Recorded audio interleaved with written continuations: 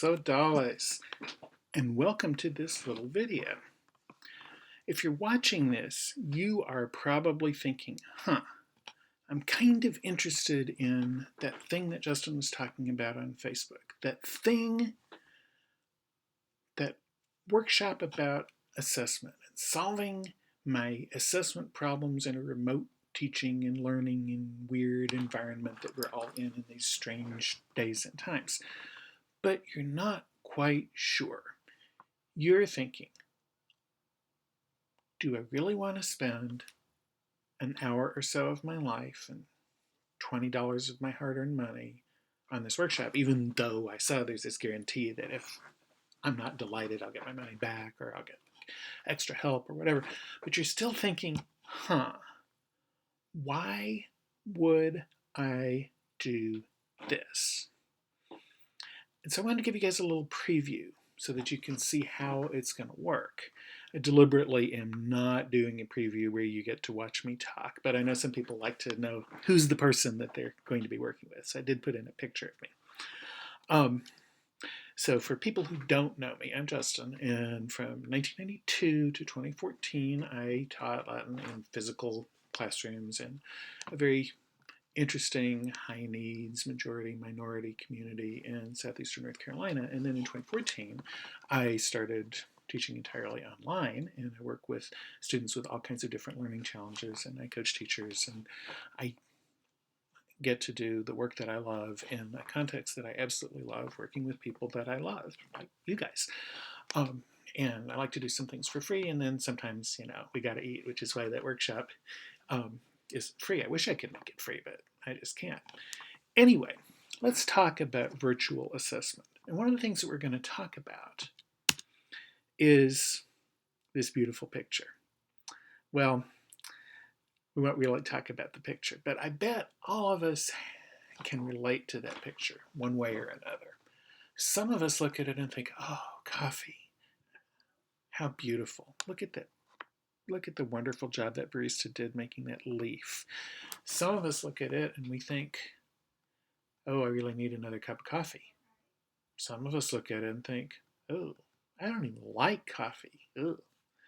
Because you can look at the exact same set of circumstances, the exact same thing, like the cup of coffee, and you'll have a very different reaction according to like your own experiences. Some people are allergic to coffee. Some people are allergic to milk products, and they're thinking, well, can't have that, right? And then other people are like, I wish I could drink it from the screen. So how does that relate to assessment? We'll talk.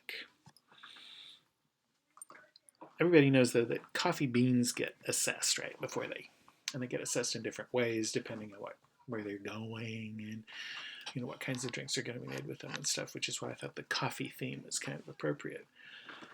And if you're watching this, you are almost certainly a teacher. In fact, I bet you're a Latin teacher.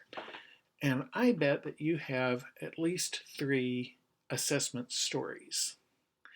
If somebody asked you to think of 3 times in your life that you were assessed or tested in some way that are just really important to you, that maybe shaped the way that you think about assessment and testing in your own class, I bet you can think of 3. So I'm going to tell you one of my stories. I'm going to tell you the story of when I was in 9th grade. So when I was in 9th grade honors English, all of our older friends told my class that we were really, really, really, really lucky because most of the freshman English classes were with Miss such and such. She was okay. But we got to have, for whatever reason, schedule was weird, we got to have Mr. M. And everybody loved Mr. M.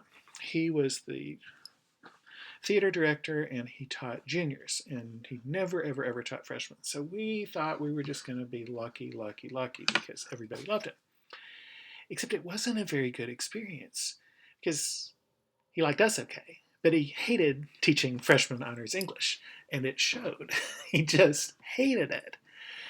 And the specific story that I'm thinking of is our unit on the Odyssey.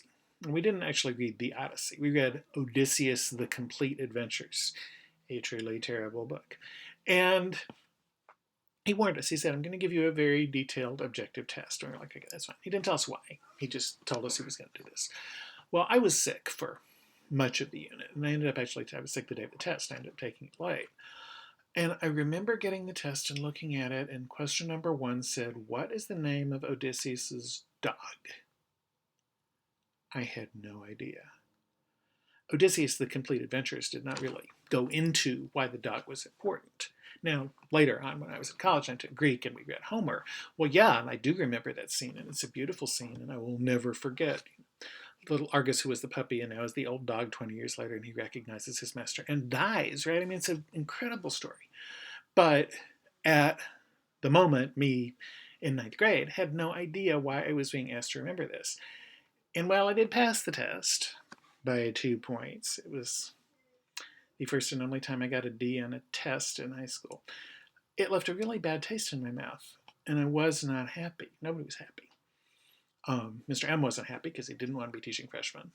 We weren't happy because we didn't think we had been evaluated fairly. I'm sure, if parents looked at grades in those days, which they really didn't, they wouldn't have been happy either.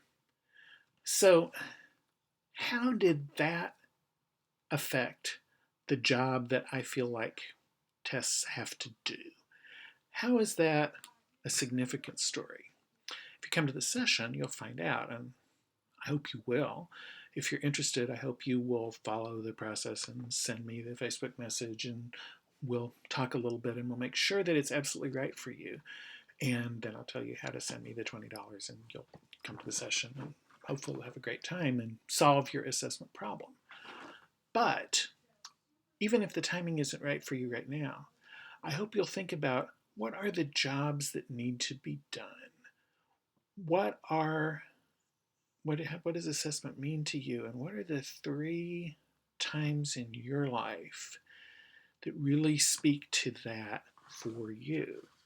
So until we see each other the next time, let me say, Walete Sodales, and I'll hope to see you guys real soon.